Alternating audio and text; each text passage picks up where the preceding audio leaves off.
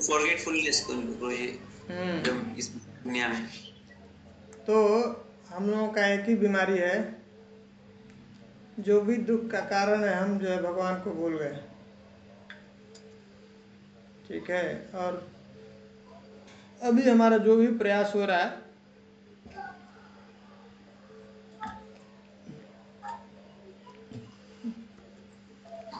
भगवान से वापस फिर से संबंध स्थापित करने के लिए, जितने भी प्रोसेस है,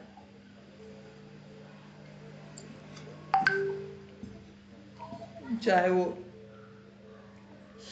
ज्ञान योग हो, चाहे ध्यान योग हो, चाहे कर्म योग हो, चाहे भक्ति योग हो, ये योग है जोड़ने के लिए। कृष्ण से अगर जोड़ता नहीं, अपना संबंध स्थापित नहीं करता, तब तक असल में उसका जो भी अंतिम उद्देश्य है वो प्राप्त नहीं होता है। तो जो भी प्रोसेस बताया भगवान ने भगवत गीता में, इतने सारे प्रोसेस अलग अलग लोगों के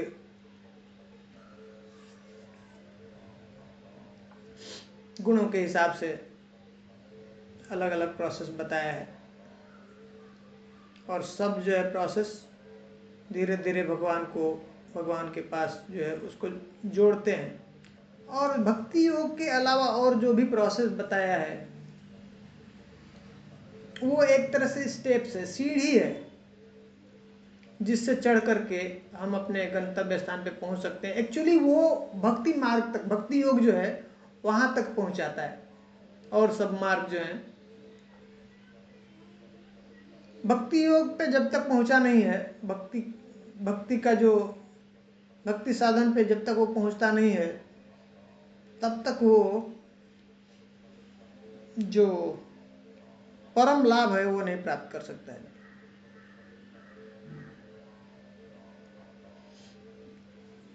तो भक्ति योग कैसा है? अगर छत के ऊपर चढ़ना है, 100-200 मंजिल का अगर घर है, तो और सब जो प्रोसेस है सीढ़ियों के द्वारा चढ़ करके छत पे पहुंचना, और भक्ति मार्ग जो है लिफ्ट है। लिफ्ट अगर मिल गया हमको, स्विच बस ऑन किया और सीधे हम पहुंच गए कहाँ पे? 100 मंजिल। हाँ, वैसा ही बहुत ही आनंददायी है भक्ति मार्ग, इतना आनंददायी है, करते वक्त भी आनंद है हम लोग। और सब मार्ग में तपस्या, कितना बड़ा तपस्या, योगी तपस्या करते हैं, जा करके गर्मी के दिन में अपने साइड में चारों ओर आग लगाते हैं और उसके अंदर बैठ जाते हैं और तपस्या करते हैं, उसको बर्दाश्त करते हैं कि उतना गर्मी है। उस तरह से ठंडी में जा करके जो है नदी के अंदर उस अपने पूरे शरीर को डुबा कर रखते हैं, कितना बड़ा तपस्या है। ऐसे बर्फ के अंदर जा करके तपस्या करते हैं, तो बहुत कष्टमय है वो और सब प्रोसेस। लेकिन भक्ति का जो प्रोसेस है बहुत ही सरल है, बहुत ही फास्ट है, बहुत ही ईजी है और बहुत पावरफुल है। तो भगवान की कृपा से हम लोगों को ये सही मार्ग प्राप्त हो गया है। तो जो हम लोग काफी समय से भूल गए हैं, इसलिए अब इसको क्या करना, हम लोगों को बार बार सुनना है, बार बार पढ़ना है, बार बार दोहराना है, बार बार बताना है। आज प्रभु जी बता रहे थे, प्रभुपाद जी बताते हैं या शास्त्र बताता है, क्या कहता है कि रिपीटिशन जो है ना, किसी चीज की पुनरावृत्ति क्या करती है, वो सिद्ध करती है। कोई भी जो बहुत ही इंपॉर्टेंट विषय है, कोई बहुत ही महत्वपूर्ण विषय है ना, तो उसको सिद्ध करना, उसको बताना है, तो उसको हमको क्या करना चाहिए, बार बार रिपीट करना चाहिए उस बात को। जैसे बच्चे जब घर से बाहर जाते हैं तो माता पिता क्या करते हैं, घर पे भी बोलते हैं, बेटा ध्यान से रखना, पर्स को संभाल के रखना, अपना सब जो सामान को ध्यान रखना है और अपना ध्यान देना। अभी फिर गए ऑटो में बैठते, गाड़ी में बैठते, वहां पे फिर बताते, फिर ट्रेन के पास पहुंचेंगे, फिर वहां पे बताएं, जाते जाते फिर से उसको बोलते। मतलब उससे बताना चाहते हैं कि ये विषय बहुत इंपॉर्टेंट है। तो इसलिए शास्त्र में क्या कर रहे हैं, क्या कर रहे हैं, व्यासदेव जब पूरा शास्त्र का रचना कर दिए हैं, सभी जो पुराणों का, हाँ पुराण इतिहास सब कुछ लिखा उन्होंने, महाभारत की रचना कर दिया, उसके बाद उनको क्या होता है, असंतुष्टि। हाँ असंतुष्ट महसूस करते हैं, संतुष्टि नहीं होती है, तो ध्यान करते हैं, चिंता करते हैं, चिंतन करते हैं कि कहाँ गलती कहाँ हुई, हमने तो भगवान का ही काम कर रहे थे, मैं तो भगवान का काम कर रहा हूँ, फिर भी क्यों ऐसा है, हमारे हृदय में पूरी संतुष्टि क्यों नहीं हो रही। और चिंता करते करते ध्यान करते हैं, तब तक उनके गुरु जी पहुंच जाते हैं। कौन है? नारद जी। व्यासदेव के गुरु जी कौन है? नारद जी। नारद जी वहां पहुंच जाते हैं और बहुत डांटते हैं उनको। तो उनके चिंता का, उनके उसका कारण क्या था, क्यों जो है पूरी तरह से संतुष्ट नहीं थे हृदय। तो वो कह रहे हैं कि मैंने तो भगवान का गुणगान तो गाया है, सब जगह, सब पुराणों में बताया, सब जगह पे लिखा है, क्या गड़बड़ी है। तो तब डांटते हुए बोलते हैं नारद जी, जैसा तुम्हें गुणगान करना चाहिए भगवान का, बार बार तुमने रिपीटेडली उसको गुणगान नहीं गाया और सब शास्त्रों में, बस इसको पार्ट टाइम कर दिया, और जो है संसार में जो तुमको प्राप्त करना है उसको तुमने आगे फोकस में रख दिया, और भगवान का जो महिमा है जो सबको इससे संसार से के दुखों से पार निकालने वाला है उसको तुमने गौण कर दिया, हाँ साइड में बता दिया, उसको कौन पकड़ेगा। तो करे कि बार बार भगवान की तुमने महिमा को गाया नहीं, बताया नहीं, उसको नहीं लिखा जैसा करना चाहिए। तो तब अब जो है फिर से रिवीजन करते हैं, फिर से ये भागवत पुराण की रचना करते हैं। पहले जो भागवत पुराण लिखा कैसा लिखा, सिनॉप्सिस था, है ना, संक्षेप में लिखा हुआ है व्यासदेव। और अभी जो हम लोग को मिला हुआ है 18,000 इसमें श्लोक है, कैसा ये, उसका पूरा एक्सप्लेनेशन के साथ में, हाँ तो रिवाइज्ड है ऐसा ये जो है। तो तब जा करके अब इन्होंने रचना किया, फिर जा करके इनको संतुष्टि हुई, तब जो है संतुष्ट हुए। तो हम लोगों को सोचना चाहिए, अगर हम कार्य तो कर रहे हैं, हम लोग जो है माला जप करते हैं, भगवान का पूजा करते हैं, कीर्तन करते हैं, कथा करते हैं, और हृदय में अगर संतुष्टि नहीं होती है तो क्या उसका रीजन क्या है?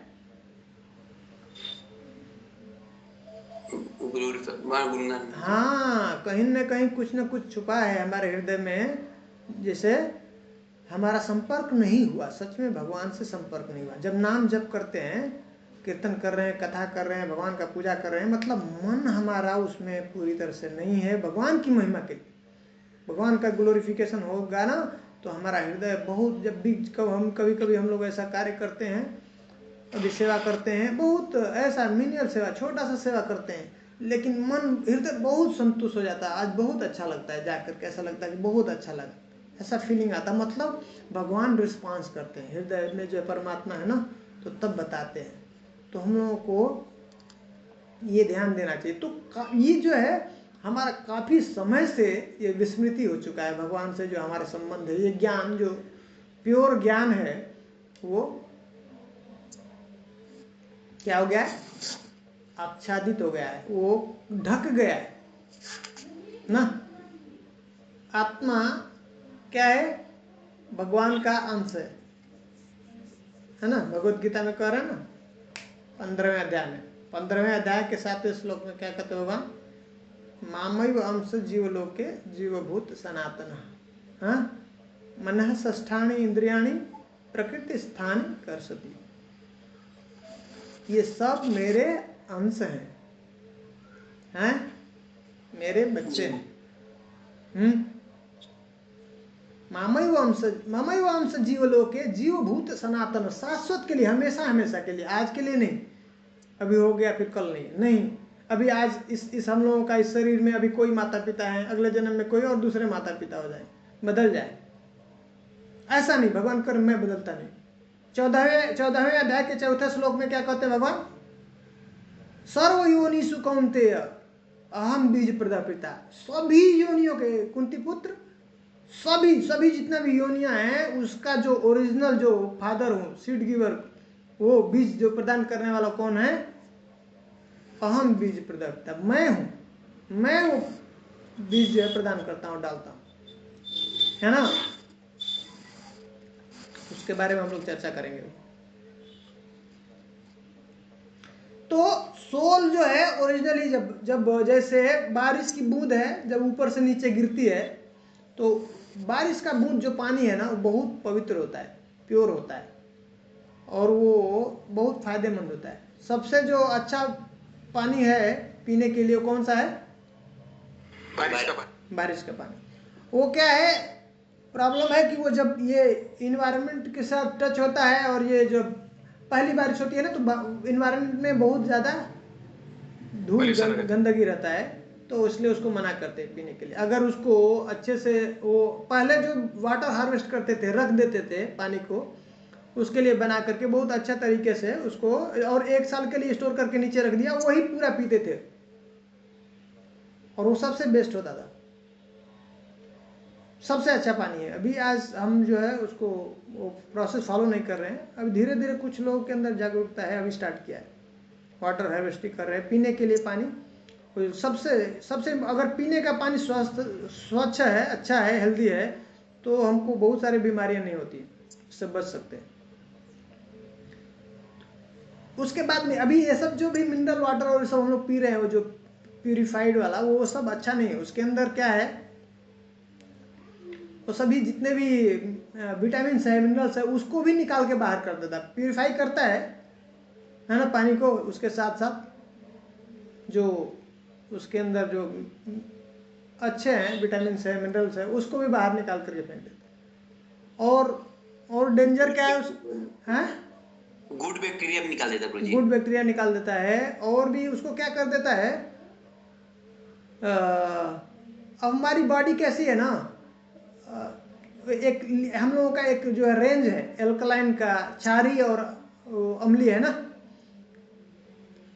तो अगर वो एसिड जो है ज़्यादा होता है हमारी बॉडी में, तो वो क्या करता है, वो हमारा बॉडी के अंदर जो बोन्स है ना, उसको भी खुरदने लगता है, उसको भी काटने लगता है, काट के खराब करने लगता है, एसिडिटी। और ये इनका जो है, जो पानी हम लोग पीते हैं, उससे एसिडिटी बढ़ती है, समझ रहे हैं। बैलेंस होना चाहिए दोनों जो है ना, अम्लीय और क्षारीय दोनों का ये मिक्स एक रेंज में होना चाहिए, तो उससे बढ़ाता है, जिससे और भी सारा प्रॉब्लम हो रहा है, निकालने लगता है। तो लेकिन हम लोग जो बात कर रहे हैं जिस विषय के ऊपर, वो पानी शुद्ध होता है, जो बारिश की पानी है, बहुत हेल्दी होता है, अच्छा होता है। लेकिन जब जमीन के संपर्क में आता है तो क्या होता है, गंदा हो जाता है। लेकिन उस गंदे पानी को फिर से प्यूरिफाई किया जा सकता है, शुद्ध बनाया जा सकता है, हाँ, पीने योग्य बनाया जा सकता है। उसी तरह से आत्मा क्या है, शुद्ध है। आत्मा के साथ में क्या है, जब वो इस भौतिक जगत के संपर्क में आती है, तो तब क्या हो जाता है, दूषित हो जाते हैं, तब दूषित होती है। उसके अंदर क्या क्या दोष आ जाते हैं, ये लोभ, मोह, हाँ, मद मात्सर्य, हाँ, ये सब जो है उसके अंदर दोष आ जाते हैं। किसके संपर्क में आने की वजह से होता है ऐसा, भौतिक संसार के संपर्क। हाँ, इसके अंदर 3 गुण है, भौतिक, हाँ, यही मुख्य विषय यही है। हम लोग को इसको ठीक से समझना है, इसको बार बार समझना चाहिए। असल में बहुत बार ज़्यादा इसके ऊपर जो हम लोगों को चर्चा करना चाहिए, पढ़ना चाहिए, सुनना चाहिए, बताना चाहिए, चिंतन करना चाहिए। ये चीज़ अगर समझ लिया हम लोग, तो आसानी से इस भौतिक जगत के जो जेल है, जेल से आसानी से बाहर निकल सकते हैं। जेल है, जेल। और ये हम लोग पिछली बार समझ रहे थे ना, इस 3 गुणों के द्वारा हम लोगों को बांध के रखा हुआ है। इसमें कौन बांध के रखा है, सत्वगुण, रजोगुण, तमोगुण। हाँ, वो किसके अंडर में काम करते हैं, माया देवी के वो जो है शस्त्र है, तो उससे बांध के रखे हुए। इसको हम लोग समझ लेंगे ना, तो फिर बहुत जल्दी से आसानी से हम लोग निकल सकते हैं इस भौतिक जगत से। तो जब इस तीन गुणों का संपर्क में आता है, भौतिक जगत इस संसार में और कुछ है नहीं, तीन गुणों के अलावा और कुछ नहीं है, ये सब खेल तीन गुणों का है। ठीक है, तो जैसे ही उनके संपर्क में आता है, अब उस गुणों का उसके ऊपर प्रभाव हो जाता है, अब उससे वो कवर हो जाता है, उसको ढक लेता है। उसके जो चेतना है, जो शुद्ध चेतना थी, शुद्ध चेतना में क्या होता है, जब जीवा, हाँ सतोगुण, हाँ सतोगुण नहीं, शुद्ध सतोगुण होता है भगवान उससे ऊपर, मतलब उससे कनेक्टिविटी भगवान की होती है, और उसको हमेशा याद रहता है, कभी भगवान को नहीं भूलता है, और जानता है कि मैं भगवान का बेटा हूँ, पुत्र हूँ, हाँ उनका अंश हूँ, ऐसा भगवान का मैं दास हूँ, मेरा काम क्या है, भगवान की सेवा करना। भगवान की सेवा। हाँ, उसको पूरा याद रहता है, स्मरण रहता है। जैसे हमारा ये शरीर का ये हाथ क्या है, पार्ट है ना, अंग है, हिस्सा है ना, तो पार्ट का काम क्या है, पूरा शरीर का सेवा करना है ना, उसको जैसा कहता है वैसा करना। तो जब ये शरीर पूरा सर्व करेगा, सेवा करेगा, तो ये हेल्दी रहेगा, ये इसका एक्चुअल में धर्म है। उसी तरह से जीव का धर्म क्या है, भगवान का सेवा करना। हाँ, तो अगर शुद्ध जब चेतना होती है, हाँ उसका, तो उसमें उसको पूरा याद रहता है, वो भूलता नहीं। अब जब ये सतोगुण, रजोगुण, तमोगुण के संपर्क में आता है, तो अब जो है इसका कवरिंग हो जाता है। माया देवी अब इसी से, माया का मतलब क्या है, कवरिंग। हाँ, जो रियल नहीं है उसको रियल बताते हैं, मतलब जो सत्य नहीं है, असत्य है, उसको सत्य बताते हैं, दिखाती है। यही मुश्किल है, इसी से बाहर निकलना है। इस पर्दे से बाहर निकल जाएंगे, बस बाहर हो गए हम लोग, और हमारे पास शक्ति है। भगवान कह रहे हैं, भागवतम में बता रहे हैं कि एक्चुअल में दो प्रकार का भगवान का एक्सपेंशन है, दो एक्सपेंशन है भगवान का। एक जो एक्सपेंड करते हैं वो विष्णु तत्व होता है, और एक और जो एक्सपेंड करते हैं वो जीव तत्व है। भगवान, उनके हम लोग एक्सपेंशन है, हम जीव तत्व का। हाँ, भगवान के हम लोग एक्सपेंशन, भगवान भागवतम में बता रहे हैं कि दो एक्सपेंशन है भगवान का, दो विस्तार है। एक खुद का विष्णु तत्व जो होता है, विष्णु जितने भी हैं अवतार, और एक जो है जीव तत्व, उनसे ही उसका भी एक्सपेंशन हुआ, भगवान से विस्तार हुआ है। लेकिन क्या कर रहे हैं कि वो जो विष्णु तत्व है वो बहुत पावरफुल है, बहुत बड़ा है, जिससे क्या होता है, माया उसके ऊपर अटैक नहीं कर सकती, माया उसको आच्छादित नहीं कर सकती, ढक नहीं कर सकती है। हाँ, समझ में आ रहा है बात? जी जी। जैसे, लेकिन ये आत्मा है, जो सोल है, जीव है, वो टाइनी है। भगवान को बोलते हैं कि वो विभु है, और ये क्या है, अणु है। जीव तत्व क्या है, अणु है। तो इसके ऊपर इसका पावर है, ये माया उसको आच्छादित कर सकती है, ढक सकती है। जैसे सूर्य है, सूर्य को क्या है, बादल है, वो ढक सकते हैं क्या कभी? वो टेम्पोररी, मतलब नहीं, सूर्य को नहीं ढकते हैं। सामने आ जाते हैं। हाँ, सूर्य को कभी नहीं ढक सकते हैं। सूर्य का एक डायरेक्शन में कहीं उसको कवर करते हैं। किसको कवर करते हैं? आंखों को। किसकी आंखों को कवर करते हैं? देखने वाला जीव के। हाँ, हमारी आंखों को कवर कर देते हैं, तो हमको लगता है अभी सूर्य है ही नहीं। हाँ, सूर्य को नहीं कभी कवर कर सकता है। वैसे ही भगवान को कभी भी माया कवर नहीं कर सकती, ठीक है? वो हमको कवर कर सकती है, हमारी आंखों को, हमारे ऊपर जो है पर्दा डाल सकती है। तो ये हमको याद रखना चाहिए हमेशा। हाँ, ठीक है। ये क्यों बोल रहे हैं, ये फिलॉसफी, ये प्रिंसिपल, ये हम लोग को पता होना चाहिए। नहीं तो मायावादी वाले जो मिलेंगे ना, तो वो बताएंगे दोनों, हम भी भगवान है, वो भी भगवान है, ऐसा। और उनको भी बोलते हैं भगवान को भी माया ढक लेती है। समझ में आ रहा ना? भगवान को कभी भी माया नहीं कवर कर सकती। हाँ, भगवान करें, मया अध्यक्षेण प्रकृति सूयते स चराचर। मेरी अध्यक्षता में मैं उसको इंस्ट्रक्शन देता हूँ, मैं उसको बोलता हूँ ऐसे करो, तो वो करती है।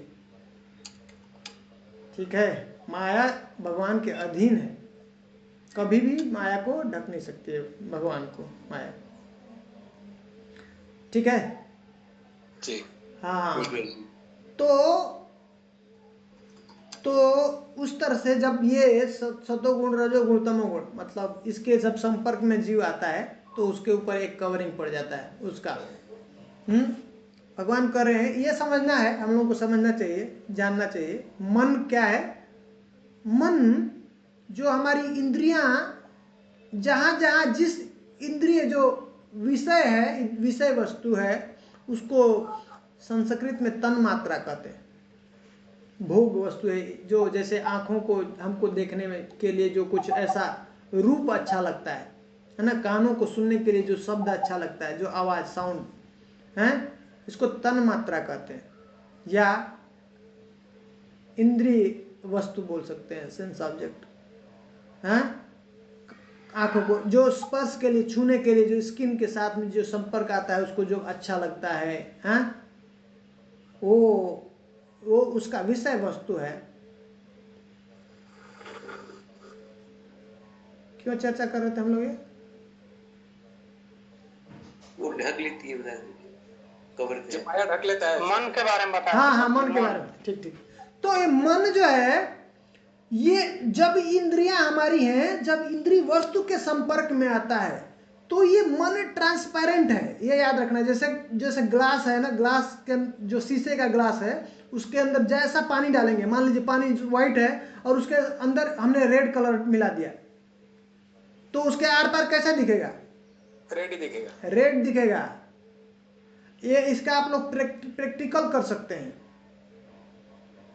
ये बहुत ही पावरफुल प्रैक्टिकल है। हम लोगों को एक बार क्लास में एक प्रभु जी ने इसको प्रैक्टिकल करके दिखाया था, बहुत पावरफुल प्रैक्टिकल है। तो मैं ये बता रहा हूं कि मन कुछ और नहीं है, इसको बहुत बारीकी से समझना चाहिए। थोड़ा सा भी संपर्क जिसका हुआ है, जिस वस्तु के साथ संपर्क किया, तो ये ट्रांसपेरेंट है। मतलब ये इंद्रिय का इंद्रिय वस्तु के साथ संपर्क हुआ डायरेक्ट माइंड के पास। माइंड क्या है? दर्पण है, वो सामने दिखा देगा, उसको वो आएगा ही, मन में आ जाएगा उसका इंप्रेशन। ये बात समझ में आ रहा सबको? जी है? जी। ये बहुत इंपॉर्टेंट पॉइंट बता रहा हूं, ये समझने वाली बात है। मतलब हर एक मोमेंट, हर क्षण व्यक्ति किसी न किसी गुण के साथ संपर्क में है। कोई ना कोई आंखों से दृश्य देख रहा है, कान से सुन रहा है, ऐसा बोल रहा है। तो क्या होता है, जैसे ही उस वस्तु के साथ संपर्क आया करेगा, माइंड के अंदर उसका इंप्रेशन छप जाता है। जैसे शीशे के सामने जो भी व्यक्ति खड़ा होगा, जो भी वस्तु उसके सामने रखेंगे, उसका बिंब, प्रतिबिंब उसके सामने आ जाएगा ना, उसमें दर्पण में। जी, वैसा ही ठीक ये मन है, ये दर्पण है। किस वस्तु के साथ, किस व्यक्ति के साथ, किसके साथ संपर्क कर रहे हैं, वो मन के अंदर वो पूरा जमा हो जाता है इंप्रेशन। जैसे कि प्रभु जी, आपने जैसे कोई अगर मूवी देखते हैं तो हमारे माइंड में वही घूमता रहता है, वही घूमेगा। जो आप सुनेंगे, गाना सुन लेंगे, वो वही निकलेगा, आपके दिमाग में वही चलता रहेगा। जो बात सुनेंगे वही चलेगा, वही फिर बोलने लगेंगे, बाहर निकलने लगेगा, यहाँ से व्यक्त होता है वो जो इधर है ना। तो बहुत बाद में यहाँ पे व्यक्त, एक्शन में बाद में आता है। उसके पहले कह रहे हैं क्या होता है स्टेज, वो मैं क्या बता रहा था एक्चुअली मन के बारे में। तो कह रहे हैं भगवान, ध्यायतो विषयान पुंसः संगस्तेष उपजायते, संगात संजायते कामः, कामात् क्रोधो विजायते, क्रोधात् भवति सम्मोह, सम्मोहात् जो है स्मृति विभ्रम, और क्या कहते हैं, स्मृति भ्रंशात् बुद्धिनाशो, बुद्धिनाशात् प्रणश्यति। ये आठ स्टेज है यहाँ पे आने के लिए, एक्शन में आने के लिए। उसके पहले ये स्टेज हो जाता है ये सब। अब कभी कभी लंबा समय लगता है, कभी कभी वो बहुत फास्ट होता है, 2 सेकंड के अंदर ही हो जाता है। हुआ नहीं, कुछ ने बोला नहीं, और जो हमारे मारपीट शुरू हो जाती है, लड़ाई शुरू हो जाती है, 1 मिनट भी नहीं लगता। लेकिन सब ये एक्शन होता है, ये स्टेज होता है सब में। पहले क्या होता है, करें ध्यायते विषयान पुंसः, मन क्या करता है, पहले उस विषय का चिंतन करता है। जो भी विषय वस्तु है उसके बारे में पहले वो सोचेगा, चिंतन करेगा। ध्यायतो विषयान पुंस, जो भी व्यक्ति जिस वस्तु का चिंतन करेगा उसके हिसाब से उसका वो मन के अंदर इंप्रेशन जनता जाए। हाँ, संगस्ते से उपजायते, जैसे ही इस मन का उस विषय के साथ में संपर्क हुआ, चिंतन हुआ, संग हुआ, उसके बाद उसके साथ कह रहे हैं कि क्या होती है नेक्स्ट स्टेज, आसक्ति उत्पन्न हो जाती है उससे। जैसे सोचे ये वस्तु हमको बहुत सुख देने वाली है, ये व्यक्ति इससे मुझे बहुत सुख होने वाला है, बस मन में बना, चिंतन हुआ उसका, हाँ, तो उसके बाद कह रहे हैं भगवान क्या होता है, नेक्स्ट स्टेज क्या होता है, ध्यायते विषयान पुंसः संघस्ते से उपजायते, संग आसक्ति उससे उपजती है, उत्पन्न हो जाती है तुरंत, नेक्स्ट स्टेज आसक्ति होती है। ध्यायते विषयान पुंसः संगस्ते से उपजायते, संगात संजायते काम। अब उससे क्या उत्पन्न होता है, काम। अब मुझे भोग करना है, उसको मुझे चाहिए ही चाहिए, वो प्राप्त करना है, ठीक है।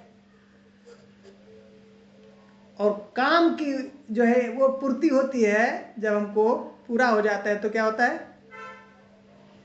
क्रोध, लोभ उत्पन्न होता है ना, और चाहिए, और चाहिए, समझ रहे हैं। ये चीज मिल गया तो वहां से बंद नहीं हो जाता है, खत्म नहीं, अभी बस हो गया, ठीक है, नहीं, अभी और चाहिए, हैं। तो जो लोभ कौन है, लोभ का बाप कौन है, ये काम ही है। काम सबका बाप है, इसीलिए पहले बताए काम, उसके बाद क्रोध, फिर लोभ, मोह, मद मत्सर, ये सब बच्चे हैं उसके।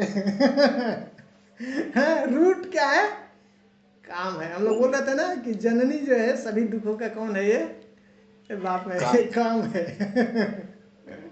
ये उससे पैदा होते हैं। तो कह रहे हैं क्या है, कामात क्रोधो विजायते। अब काम जब पूरा नहीं होता है, जब हमने इच्छा किया और वो पूरा नहीं होगा, तब क्या होता है, क्रोध जाता होता है। हाँ, अब तुरंत क्रोध उत्पन्न हो जाता है। हाँ, जैसे ही मन का रिजेक्शन हुआ, मन के अनुकूल नहीं हुआ काम, है ना, हम ऐसा चाह रहे थे, ऐसा इच्छा कर रहे थे और नहीं हुआ, तुरंत क्रोध उत्पन्न हो जाता है। कितना खतरनाक है, बहुत खतरनाक है एक्चुअली में। हम लोग क्या, कभी कभी जैसे कभी क्रोध आता है, ये जब भी हम लोग बातें करते हैं भगवान की या कीर्तन करते हैं, कथा करते हैं ना, तो मन शांत होना चाहिए, बिल्कुल शांत होना चाहिए। अगर उसमें आपने गुस्सा कर दिया है तो कभी ये चर्चा नहीं कर सकते भगवान। पापमय हो जाता है शरीर, पूरा पापमय हो जाता है, पूरा शरीर को पापमय कर देता है क्रोध। बहुत खतरनाक है, हम लोगों को पता नहीं है कितना खतरनाक है। इसलिए देखेंगे शास्त्रों में कई बार जब ये युद्ध होता है तो किसी को ये जो देवता है असुरों का, तो वो जो है देवताओं को क्रोध उत्पन्न करने के लिए ऐसा ट्रिक्स करते हैं, या वो अपोजिट पार्टी को अंदर क्रोध उत्पन्न करने के लिए ऐसा प्रयास करते हैं। उससे क्या होता है, पूरा पापमय शरीर हो जाता है। उस समय जब क्रोध आएगा ना, तो उसके बाद ही बता रहे हैं भगवान कि उसकी बुद्धि भ्रष्ट हो जाती है, अब काम नहीं कर सकता है वो, उसका बुद्धि काम नहीं करे। क्रोधात भवति सम्मोहा, जब क्रोध होता है तो फिर क्या होता है उत्पन्न, उससे मोह होता है, अब बिल्डरिंग होता है। अब उसको क्या है, अब कुछ समझ में ही नहीं जाएगा, अब जो क्या सही है क्या गलत, अब उसको नहीं कुछ पता चलेगा। क्रोध होने के बाद वो कुछ भी कर सकता है। हमने देखा है न्यूज में, वो एक बार बता रहे थे कि न्यूज में आया 20वें जो मंजिल पे पति पत्नी थे, छोटा सा बच्चा था, वो थोड़ी सी कुछ बात हुई और वो पति बोल रहा है तुम ऐसा बोल रही हो, सुनती नहीं हो, अभी मैं इस बच्चे को फेंक दूंगा ऊपर से नीचे। तो वो बोलती है ठीक है फेंक दो, और उसने गिरा दिया। और उसको सामने से अपोजिट पे एक बूढ़ा व्यक्ति पे न्यूज़पेपर पढ़ रहा था, वो देख रहा था उसको, वो देखा, उसको देखते उसको हार्ट अटैक है, वो भी मर गया। और जब ये देखी कि सच में वो फेंक दिया, वो नीचे दौड़ते दौड़ते गई, वो जो है उसकी वो जो वाइफ, और गेट के सामने देखी वो मरा हुआ, तो उसका भी हार्ट अटैक है, वो भी मर। बाद में उसको पति को पता चला कि मैंने क्या कर दिया, ये कितना गलत कार्य कर दिया, हो गया। तब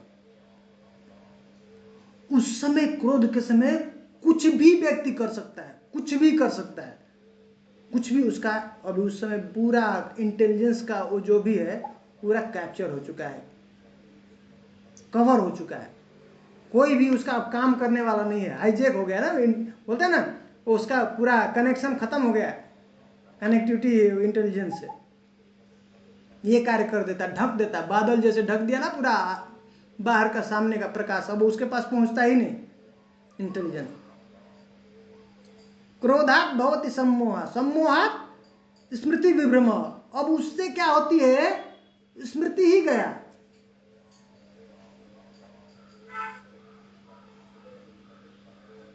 कैसे कैसे इंटेलिजेंस काम करता है पता है?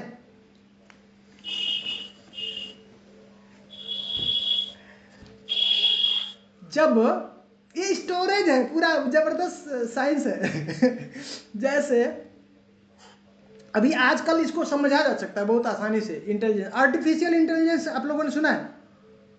जी प्रभु जी। एआई बहुत ज्यादा अभी फेमस है, अभी चल रहा है अभी मार्केट में। हाँ, आर्टिफिशियल इंटेलिजेंस मतलब अब क्या कर रहे हैं, वो मशीन के अंदर वो आर्टिफिशियली इंटेलिजेंस को डाल रहे हैं। अब वो हम लोगों का जरूरत नहीं पड़ेगा अब अभी सुना हुआ है कि बहुत सारे ऐसे जो ऐसे रेस्टोरेंट हैं, ऐसे बड़े बड़े जो होटल हैं, उसमें वो मशीन के रोबोट के द्वारा वो जो है सर्व कर रहा है, ले आकर के आपको जो है आप बोलेंगे और ले आकर के आपको देगा, सर्व करेगा, देगा जापान में प्रभु जी, जापान में हो रहा है, जापान में हो रहा है जी। तो ऐसे ही हम लोगों का जो फील्ड है, हम लोग इंटरनेटवर्क का जो हम लोग काम देखते हैं, उसमें भी जब अब इंजीनियर्स बहुत सारे हैं ना, वो प्रोग्रामिंग करते हैं, काम करते हैं, ऐसे कुछ इशू है तो सॉल्व करते हैं। अब उसको फिल्टर करने के लिए, हटाने के लिए 100 इंजीनियर को अब एक ही जो है ऐसा सिस्टम बना रहे हैं, वो सब प्रॉब्लम्स क्या क्या आता है और उसके लिए सोल्यूशन क्या है उसको एक सेट कर रहे हैं, बना रहे हैं। अभी ये प्रॉब्लम आ गया तो ऑटोमेटिक जो है ये डिजाइन किया प्रोग्रामिंग, वो ऑटोमेटिक सोल्यूशन दे देगा। तो क्या है, अभी जो 1000 इंजीनियर की जरूरत थी, अब कितने जरूरत पड़ेंगे, कुछ 100 इंजीनियर रहेंगे तो काम हो जाएगा। तो धीरे धीरे जो है अब उनके जो इंटेलिजेंस है उसको यूज कर रहे हैं, जो व्यक्ति का जो इंटेलिजेंस है उसको यूज करके उसको प्रोग्रामिंग कर रहे हैं, मशीन के अंदर सेट कर रहे हैं। ये समझने वाले इसलिए मैं बता रहा हूँ, समझ सकते हैं ये कुछ है नहीं है, भगवान का ये इंटेलिजेंस डाल के रखा है ये मशीन के अंदर, कैसे ये काम करता है। तो जैसे हम जो इंजीनियर हैं यहाँ पे, वो एक प्रॉब्लम आया, अच्छा चलो ये है तो ऐसा करना है, तो अब क्या किया उसने, उसको एक बना लिया इंस्ट्रक्शन कि ऐसा होगा तो ऐसा करना है। तो वो क्या कर रहा है, एक स्टोर कर रहा है उसको। इसी तरह से हमारा इंटेलिजेंस काम करता है। कैसे, अगर अभी आज मैं गया और जो है वो गैस जलाया और हाथ जो है आग के पास में गया, ठीक है, तो क्या होगा, जल गया ना, तो उसका नेक्स्ट एक्शन क्या है, अभी इसको आग के पास नहीं जाना चाहिए। तो अब ये स्टोर हो गया, पहली बार मैं गया आग के पास में, इंद्रिया इसको हमारे मन के पास में गई, वो इसके पास में, माइंड के पास में क्या है, स्टोरेज किसके पास में है, माइंड के पास में, माइंड के पास में स्टोरेज है। तो वहां पे जाके छप गया इंप्रेशन, इसका स्टोर हो गया। अब नेक्स्ट टाइम जब भी हमारा हाथ या हमारा शरीर का कोई पार्ट उसके आग के पास जाएगा, तुरंत क्या इंटेलिजेंस क्या करेगा, स्टोर से उठाता है। वो पिछली बार तुमने हाथ लगाया था इसके पास में, क्या हुआ था, जल गया था, अभी दोबारा नहीं करना। हाँ, पिछली बार जो है हम लोग गए थे पार्टी में, बहुत ज्यादा ये छोले जो है क्या है, पकौड़े और जो है रसगुल्ले खा लिए थे, जिसकी वजह से बहुत ज्यादा प्रॉब्लम हुआ है ना। अभी दोबारा भाई सतर्क रहना वो बोलता है, इंटेलिजेंस बताता है कि अभी संभाल करके खाना, ठीक है, पिछली बार बहुत परेशान हुआ थे। लेकिन वो क्या है, क्या कौन है जो सुनने नहीं देता है उसकी बात को,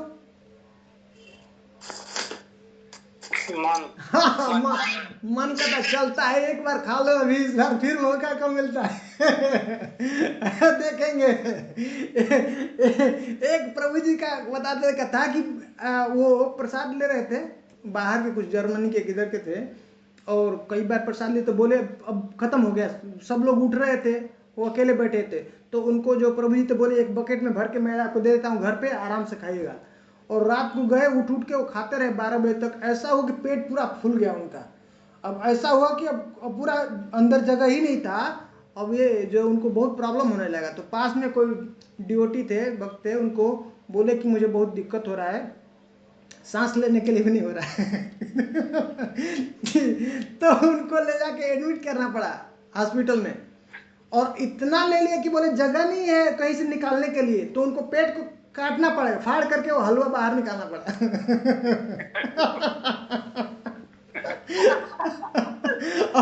और एक बार नहीं, ऐसा बताते हैं कि 2-3 बार उनके साथ हुआ। तो देखिए इतना पावरफुल है माइंड, अगर कंट्रोल नहीं है तो मार सकता है व्यक्ति को, मर जाएगा व्यक्ति। इसलिए कह रहे हैं कि अगर मन कंट्रोल में नहीं है जिसका, वो क्या है, मन ही उसका दुश्मन है। अगर कंट्रोल है तो वो मित्र है, वो उसका मदद करता है।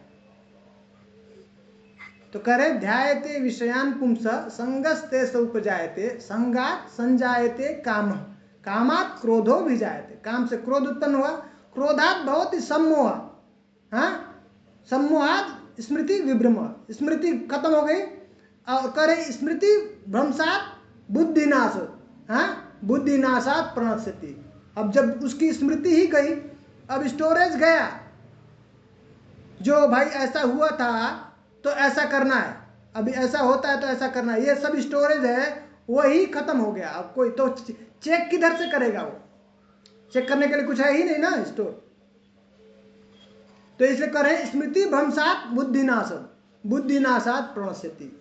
अब इसका स्मृति गया तो क्या है, अब बुद्धि खत्म, अब बुद्धि कोई काम नहीं कर सकती है। बुद्धि उसी के बेस पे काम करती है, पहले स्टोरेज जो है उसके हिसाब, उसके बेस पे, हाँ, उसके बेस पे ही काम करती, डिसीजन लेती है। इंटेलिजेंस कैसे काम करता है, डिसीजन कैसे लेता है, पहले का डेटा चेक करता है क्या, क्योंकि छोटे बच्चा है जो साल भर का 6 महीने का, उसको आग के पास में लेके जाइए, सांप के पास में लेके जाइए, फैन के पास में लेके जाइए, करंट के पास में लेके जाइए, उसको नहीं फर्क पड़ता, उसको पता ही नहीं है क्या होता है।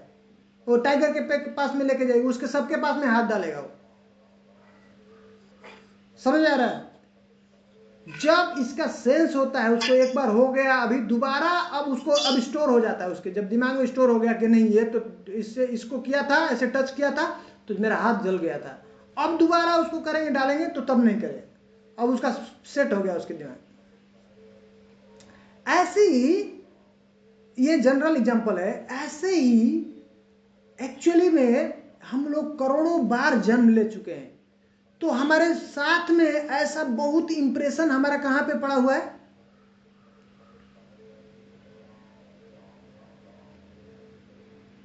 मन में पड़ा हुआ है, वो खत्म नहीं होता है, वहां से उसको ज्ञान मिलता है। और मान लीजिए वो सब कुछ जब हो जाता है तो तब भगवान क्या कह रहे हैं, भगवत गीता के 15वें अध्याय के 15वें श्लोक में क्या करे, सर्वस्य चाहम हृदय सन्निविष्टो मत्तः स्मृतिर ज्ञानम अपोहनम च वेदैश्च सर्वैर अहमेव वेद्यम वेदांत कृत वेद विदेव चाहम। क्या कह रहे हैं भगवान,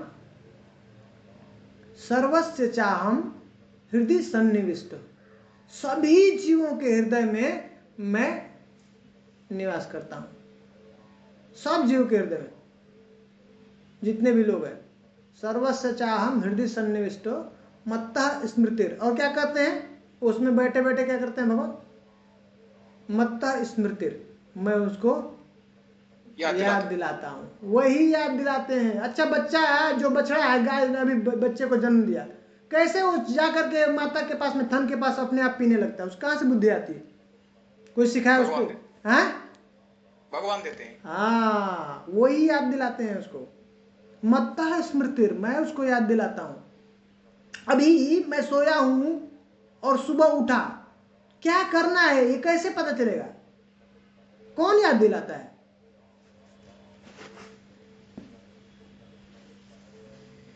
भगवान याद दिलाते हैं, सब भगवान याद दिलाते हैं। यही है, इसलिए हम लोग ये क्यों समझ रहे हैं, अल्टीमेटली ये सब पढ़ने सुनने के बाद एक ही चीज, इस हम लोग स्टेज पे पहुंचेंगे कि कुछ भी नहीं है, खाने से पीने से सोने से, जो भी रोने से गाने से जो भी मिल रहा है हमको, सबका इसके पीछे हाथ भगवान का है, भगवान ही सब व्यवस्था कर रहे, सब कुछ दे रहे, सब कर रहे।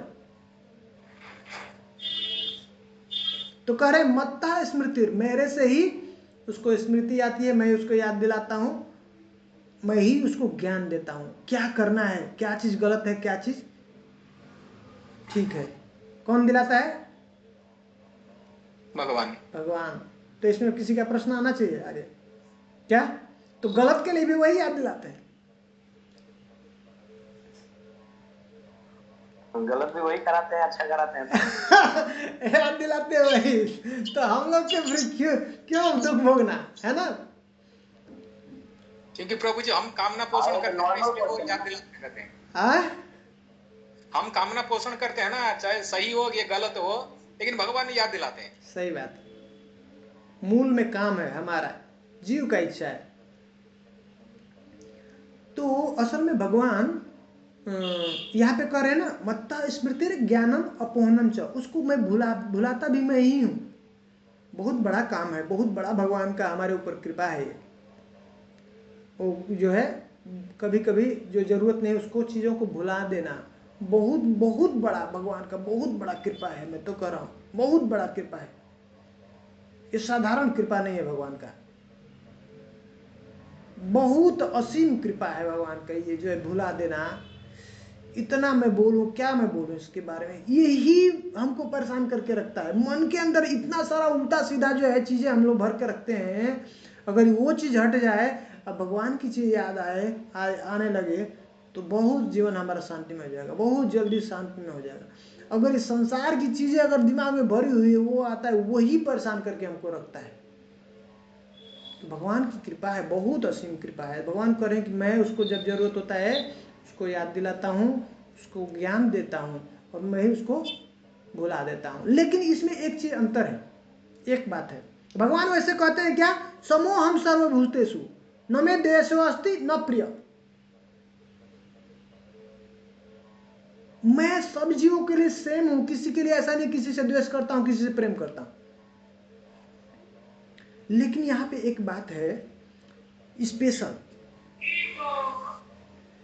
जो जो जो जो इस भक्ति मार्ग में नहीं चलते हैं, जो भगवान की बात को नहीं सुनते हैं, इस जो धर्म के रास्ते पे नहीं चलते हैं, उसको भी भगवान बताते हैं परमात्मा के रूप में, उसको भी ज्ञान देते हैं, उसको भी सही बात बताते हैं।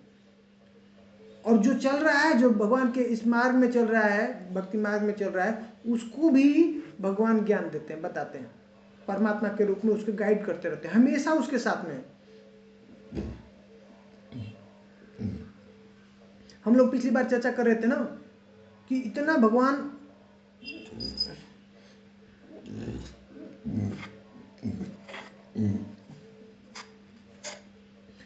भगवान हमसे प्रेम करते हैं कि वो कभी हमको छोड़ते नहीं।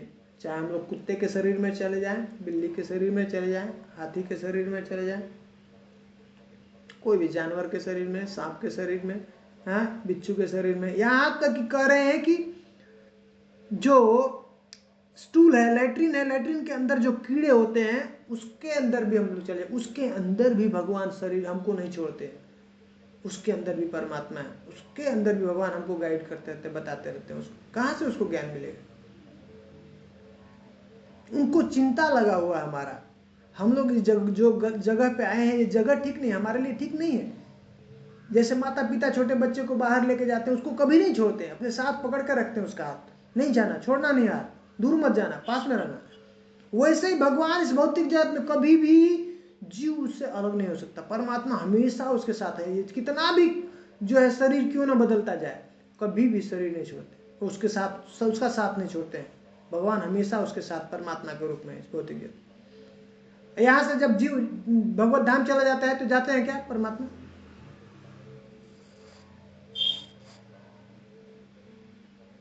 नहीं प्रभु जी, भगवत धाम नहीं जाते हैं, वहां पे नहीं जाते हैं। परमात्मा सिर्फ यहीं पे चाहिए उनको, उनको पता है गलत जगह है, फॉरेन प्लेस है, यहाँ पे हमको जरूरत है उनकी, वहां पे वो अपना घर है, वहां जरूरत नहीं है भगवान का। तो परमात्मा सिर्फ इस भौतिक जगत में है हम लोगों के साथ में, वहां पे जरूरत नहीं है। वैकुंठ में हम लोग एक बार भगवत धाम पहुंच जाएंगे, फिर जरूरत नहीं है किसी का मदद का, फिर हम लोग सेफ प्लेस में, कोई टेंशन नहीं। जैसे घर पे हमको जरूरत पड़ता है क्या, जिधर भी मर्जी बच्चा जाए खेले कूदे अपना, कोई दिक्कत नहीं। तो परमात्मा क्या करते हैं, उस जीव को हमेशा गाइड करते हैं, बताते हैं ऐसा करो, ये चीज ठीक है, ऐसा ये नहीं करना, ये गलत है। लेकिन अब क्या है कि अगर हृदय हमारा बहुत ज्यादा दूषित है, कवर्ड है, हाँ, काम एक के द्वारा, क्रोध के द्वारा, लोभ के द्वारा, मुझे ऐसा चाहिए, अभी ये इतने में हमारा पूरा नहीं होगा, अभी और चाहिए और चाहिए, तो होता क्या है,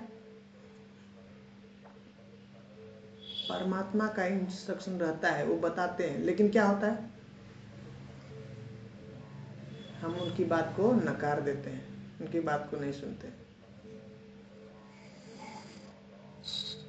आ रहा समझ में बात? भगवत गीता में कह रहे हैं ना, अर्जुन कहते हैं ना, प्रश्न करते हैं ना, ऐसा लगता है प्रभु कि कई बार मुझे ऐसा आभास होता है कि ये चीज़ें ठीक नहीं है, ये गलत है, लेकिन फिर भी ऐसा लगता है मुझसे ज़बरदस्ती कोई करवा देता है, ज़बरदस्ती मुझे, हाँ, बलपूर्वक मुझे कोई उसमें ऐसे लगा देता है। क्या है वो? ऐसा तो नहीं कि कहेंगे परमात्मा हमसे करवाते हैं, संदेह है उनका। तो क्या कहते हैं भगवान,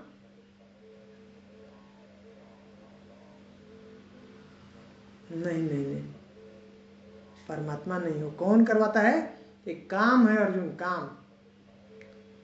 परमात्मा हमको गाइड करते हैं, बताते हैं नहीं ऐसा नहीं करना चाहिए। और हम कई बार व्यक्ति को लगता है कि ये चीज़ ठीक नहीं है, हमको अंदर से एक आवाज़ आती है कि नहीं ये चीज़ करोगे ये ठीक नहीं है तुम्हारे लिए, लेकिन हम लोग उसकी बात को क्या करते हैं, मानते नहीं, हटा देते हैं साइड और करते हैं, और उसकी वजह से हमको दुख भोगना पड़ता है, कष्ट भोगना पड़ता है। लेकिन जब व्यक्ति धर्म के रास्ते पे चलने लगता है, भक्ति के मार्ग में आगे बढ़ने लगता है, तो क्या होता है, उसका हृदय अब धीरे धीरे शुद्ध होने लगता है, तो उनकी बात को सुनता है, उनकी बात को मानता है, मानने लगता है, नहीं ये चीज ठीक नहीं है, नहीं करेंगे हम, है ना, शास्त्र में ऐसा बताया, भगवान की ऐसी इच्छा है, ऐसा नहीं करेंगे, ऐसा करने से हमको दुख होगा, ये पाप है, ये गलत है, तो हम नहीं करेंगे। अब धीरे धीरे हम उसको पालन करने लगते हैं, तो क्या होता है, तो अंतर क्या हो रहा है दोनों में, जो एक भक्त है और एक जो अभक्त है, जो भगवान की भक्त का है वो परमात्मा की बात चलता है, हाँ, उनके अनुसार चलने लगता है। और एक बार ऐसी स्थिति आती है, क्या होता है, जब पूरा पूरा उसका, अब उसका कोई कामना नहीं रह जाता है, अब कोई उसका अपना इच्छा नहीं अलग से भोग का, अब जो भी होगा किसके लिए करेगा, वो भगवान के लिए, भगवान के लिए। उस स्थिति में क्या होता है, अब पूरा पूरा डायरेक्ट इंस्ट्रक्शन कहां से आने लगता है, परमात्मा से, हर एक डायरेक्शन। अब वो जो है, अब वो कुछ भी अपने मन से नहीं करता है, पूरा परमात्मा उसको कहते हैं ऐसा करो वैसा करो, और वो उनके हिसाब से करता है। समझ में आ रहा है बात? जी प्रभु। हाँ, ये स्टेज किसकी होती है,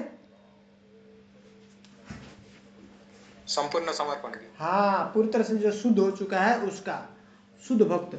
और उससे एक और स्टेज आगे होता है, जो शुद्ध भक्त की स्टेज होती है, ये जैसे ही एक तरह से पूरी तरह से अपने को पाप से मुक्त कर दिया, वो उसकी स्टेज यहाँ पे पहुँच जाती है, वो ऐसा करने लगता है, जो निष्काम रूप से जो कार्य करते हैं ना, जिनका अब कोई कामना नहीं है इस भौतिक जैसे उनके लिए, तो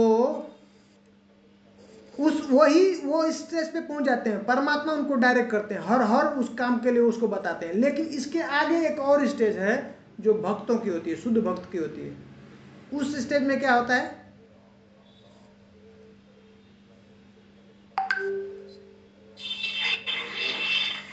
उस स्टेज में परमात्मा नहीं बताते हैं, उस स्टेज में उनके हृदय में साक्षात स्वयं राधा कृष्ण भगवान मैनिफेस्ट हो जाते हैं उसके हृदय में। समझ में आ रहा है बात?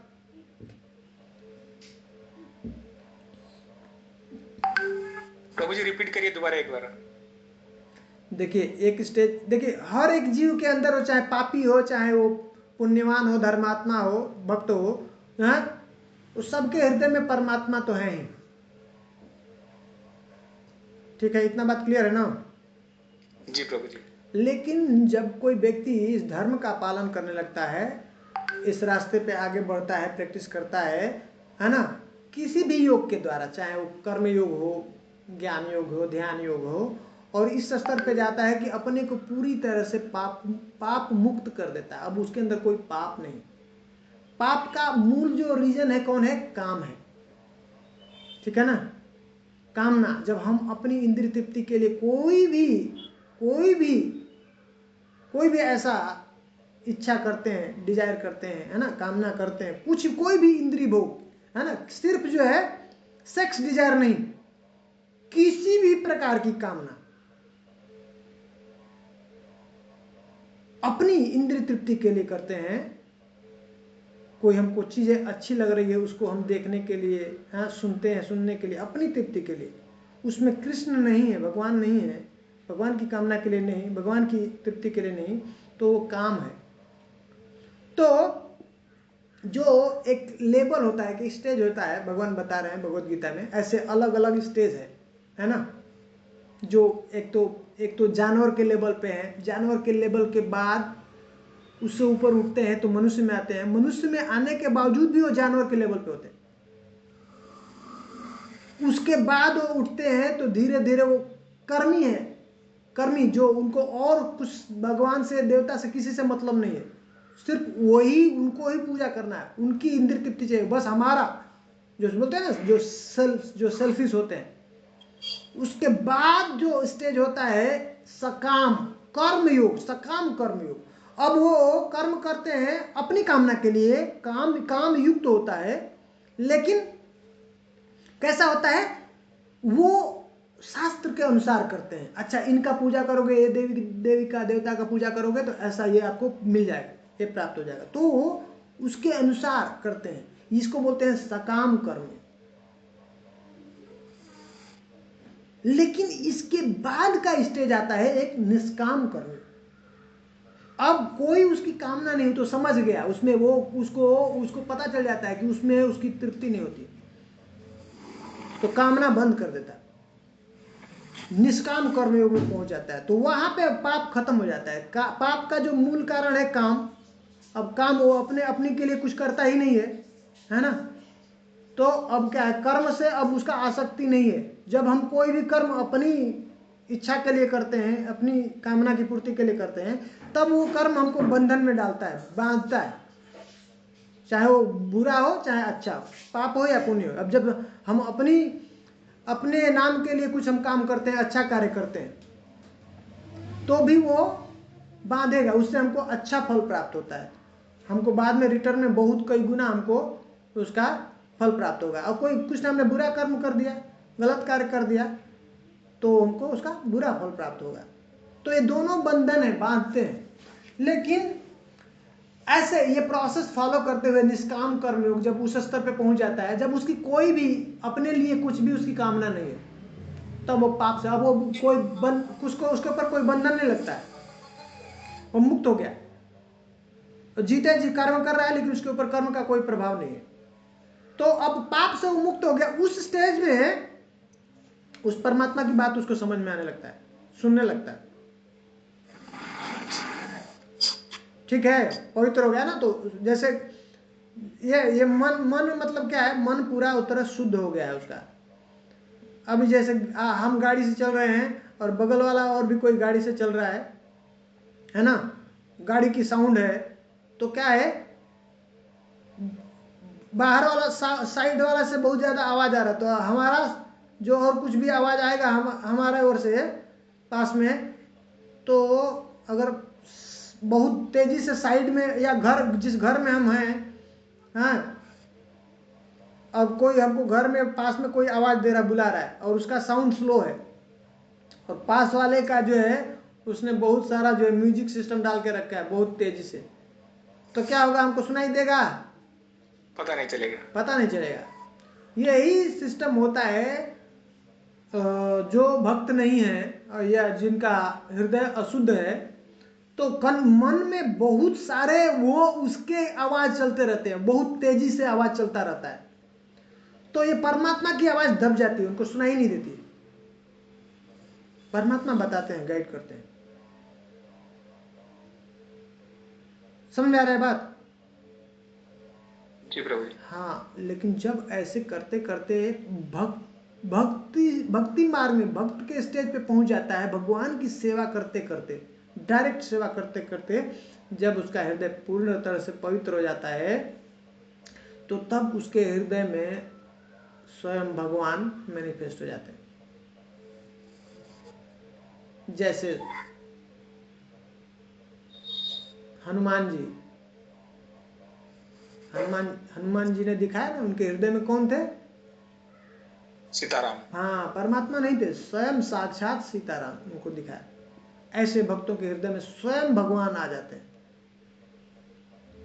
है ना। प्रभुपाद जी के साथ भी इंटरव्यू हुआ था, तो प्रभुपाद जी से ऐसे प्रभुपाद जी के पास में प्रभुपाद जी बता रहे थे, उनसे कोई मिलने के लिए आया था, तो उसको बता रहे थे कि देखो ये बुक्स है जो हमने लिखा है, ये बहुत ही पावरफुल है। क्यों? क्योंकि ये एक्चुअली हमने लिखा है, पर इसको बताने वाले, बोलने वाले स्वयं भगवान है, कृष्ण ने बोला है, और हमने सिर्फ इसको लिखा है, मैं इंस्ट्रूमेंट हूँ। तो उनको समझ में नहीं आ रहा था, जो सुन रहे थे उनके पास में। तो प्रभुपाद जी के जो शिष्य थे पास में, वो उनको समझा रहे थे, बता रहे थे कि देखिए सभी व्यक्ति के हृदय में भगवान परमात्मा के रूप में रहते हैं, और वो बताते रहते हैं। तो ये प्रभुपाद जी को परमात्मा उनको डिक्टेट कर रहे थे, बता रहे हैं, और प्रभुपाद जी ने सिर्फ लिखा है। बोल रहे थे परमात्मा, और प्रभुपाद जी ने लिखा है। तो प्रभुपाद जी ने बोला नहीं, परमात्मा नहीं, कौन? बोले स्वयं कृष्ण बोल रहे थे, मैं लिख रहा था।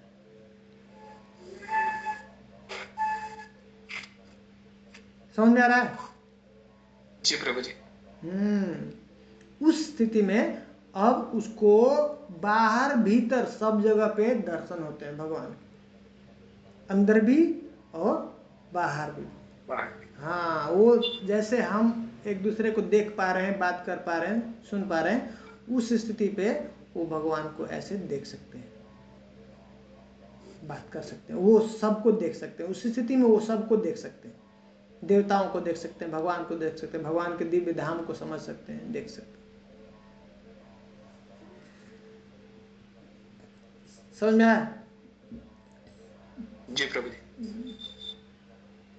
तो इसलिए मन को हम लोगों को ठीक से समझना है, ये एक एक चीज को हम लोगों को ठीक से समझना है। तो स्टार्टिंग हमने कहां से किया था?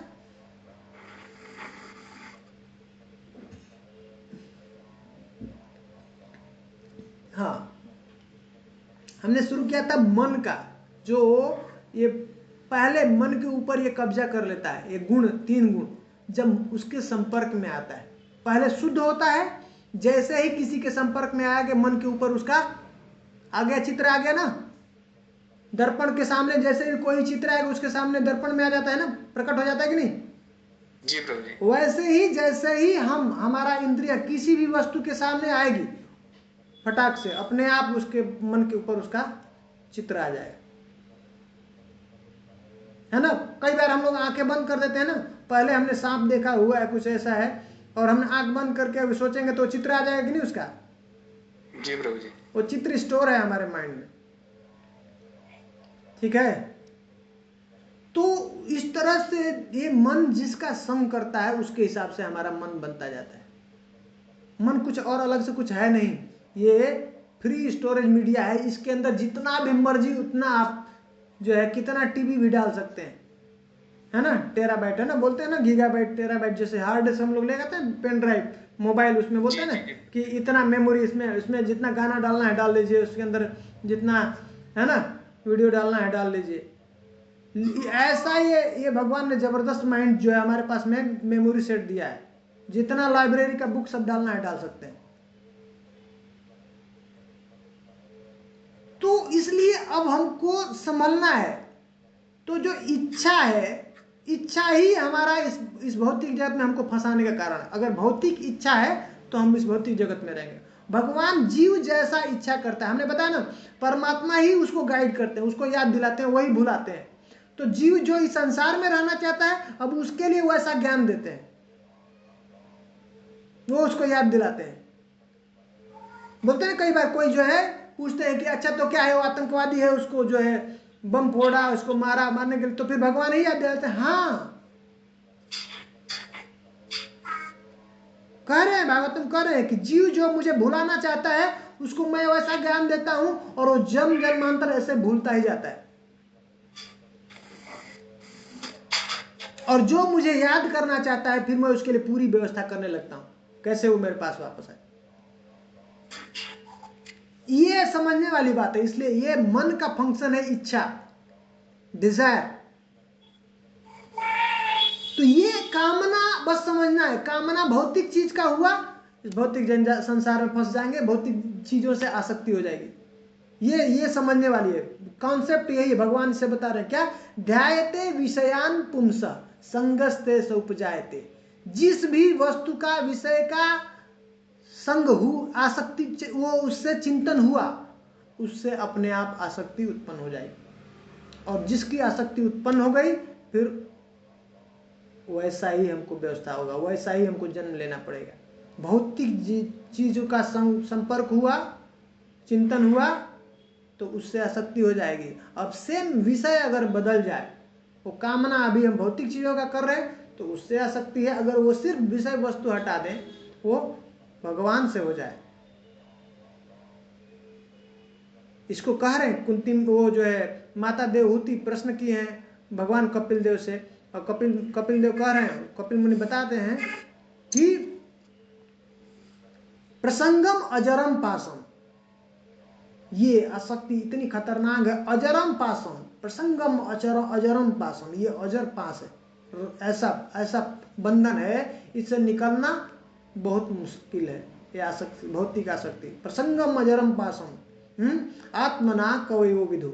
जो इस आत्म तत्व को समझ गए हैं, जो जानते हैं, वो बताते हैं ऐसा क्या, प्रसंगम अजरम पासम। लेकिन क्या करें फिर, इससे निकलने का उपाय क्या है? तो कह रहे हैं भगवान कि सएव साधु सुकृतो, अगर यही आसक्ति साधु सुकृतो, अगर साधु से, भगवान के भक्तों से ऐसा आसक्ति हो जाए तो मोक्ष द्वारम पावृतम, तो उसमें देर नहीं है, मोक्ष के द्वार उसको खुल जाते हैं, ऑटोमेटिक अपने आप उसकी मुक्ति मिल जाती है। तो ये जो आसक्ति है, जो हम, जो मन का जो इच्छा है, हमारी जो कामना है, ये भौतिक है। अब इसको बस यहीं पे सतर्क हो जाना है कि जो हम इच्छा कर रहे हैं वो कैसा है, संसार का है या भगवान का है। तो भगवान के साथ में, भगवान के साथ, भगवान के भक्तों के साथ अगर संग हो जाए, आसक्ति उत्पन्न हो जाए, तो हमारा अपने आप मुक्ति हो जाएगा, अपने आप मोक्ष प्राप्त हो जाएगा। मोक्ष के द्वार ऑटोमेटिक खुल जाते हैं उसके लिए।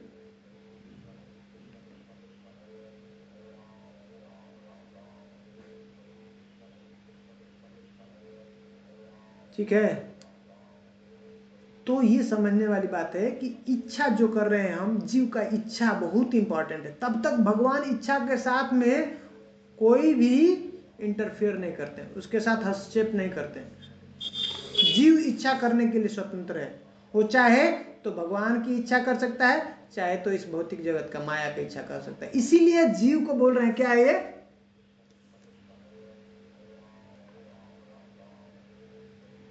मार्जिनल पोटेंसी, मार्जिनल एनर्जी है। ये क्या है, तटस्था शक्ति है, तटस्था। ये चाहे तो इस भौतिक जगत में रह सकता है, चाहे तो भगवान के धाम जा सकता है।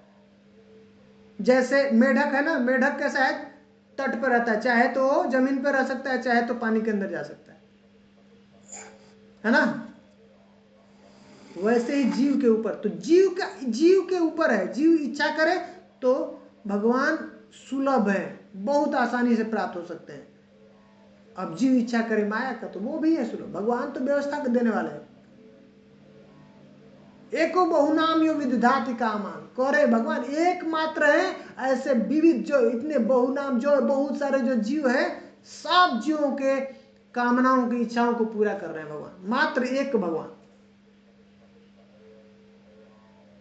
करोड़ों जन्मों से हमारी इच्छाओं को पूरा करते जाए और करते जाएंगे। ऐसे हैं वो, कभी भी हमारा, ऐसे माता पिता से हम गुस्सा हो जाते हैं, बोलते हैं ऐसा, हाँ, लेकिन भगवान कैसे हैं, हमारी हर गलतियों को माफ करते जाते हैं और हमको चांस देते जाते हैं, चांस देते जाते हैं, चांस। लेकिन जब तक साधु का संपर्क नहीं होगा, ऐसे भक्त का संपर्क नहीं होगा, तब तक वो भगवान के पास नहीं जा सकता है। इच्छा कैसे होगा? इच्छा किससे उत्पन्न होती है?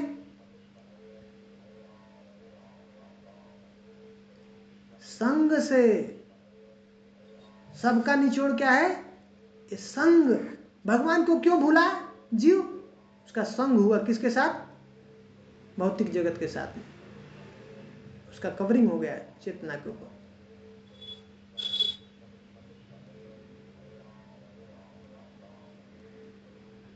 तो जब तक सत्संग नहीं होगा, सत्य के साथ संग नहीं होगा, साधु का संग नहीं होगा, शुद्ध भक्त के साथ में संग नहीं होगा, तब तक उसके अंदर इच्छा नहीं जागृत होगी। ये भूला हुआ है, जो कवरिंग हुई है वो याद नहीं आ सकता है भगवान। तो कोई जो भगवान के साथ संपर्क है उससे उसका कांटेक्ट होना जरूरी है, तभी वो उसको याद दिला सकता है। उसके अंदर ऐसी इच्छा है कि नहीं मुझे भी भगवान से मिलना है, अभी निकलना है इस संसार से। वो हम लोगों को काम करना है। हम लोगों को प्रभुपाद जी की कृपा से ये ज्ञान प्राप्त हो रहा है, मिल रहा है। हम लोगों को ऐसे सबको बताना है, जाकर के समझाना है। बहुत बड़ा रिस्पॉन्सिबिलिटी है। महाप्रभु ने कहा ना, चारे देखो तारे कहो कृष्ण उपदेश। हमारा आज्ञा गुरु है, तारा ये देश। इस देश का उद्धार करो, कल्याण करो सब जीवों को। मैं आज्ञा देता हूं, तुम गुरु बन जाओ। जारे देखो तारे कहो कृष्ण उपदेश। क्या करें? जिससे भी मिलते हो सबको कृष्ण का उपदेश, कृष्ण भगवान के बारे में बताना है। भूल गया, वही उसका कारण है दुख का।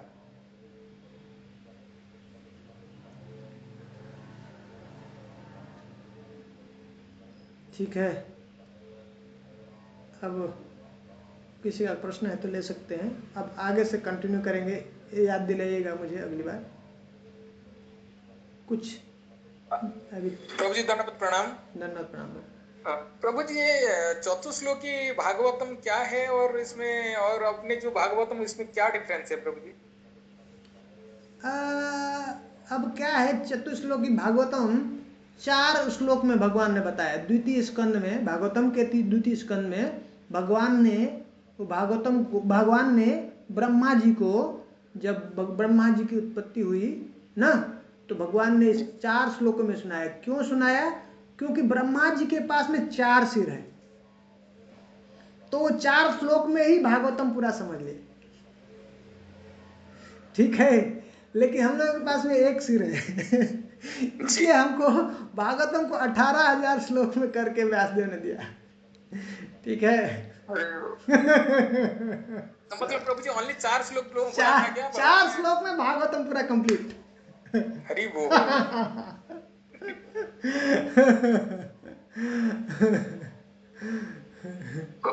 प्रभु जी हम लोग को मशरूम छेड़ देना चाहिए था। ऐसे ब्रह्मा जी हैं जिसके 100 है सिर, जिसके 1000 है, जिसके लाख सिर हैं। हम लोगों के जो ब्रह्मा जी हैं उनके 4 सिर हैं, बहुत छोटे हैं। हम लोगों का जो ब्रह्मांड में कितने ब्रह्मा जी हैं? ऐसा अनंत ब्रह्मा। हम क्या बोले प्रभु जी? प्रभु जी जो ब्रह्मा जी, कितने ब्रह्मा जी हैं इसमें? अनंत ब्रह्मा है। यहाँ पे इस भौतिक जगत में इस ब्रह्मांड में एक ब्रह्मा जी है। ऐसे अनंत ब्रह्मांड है। अगली बार मैं इसके बारे में बताऊंगा अगला क्लास में। एक्चुअली आज बताने वाला था, लेकिन पता नहीं क्या शुरू हुआ और कहाँ से कहाँ चले गए। प्रभु जी अगर ब्रह्मा जी अनंत है तो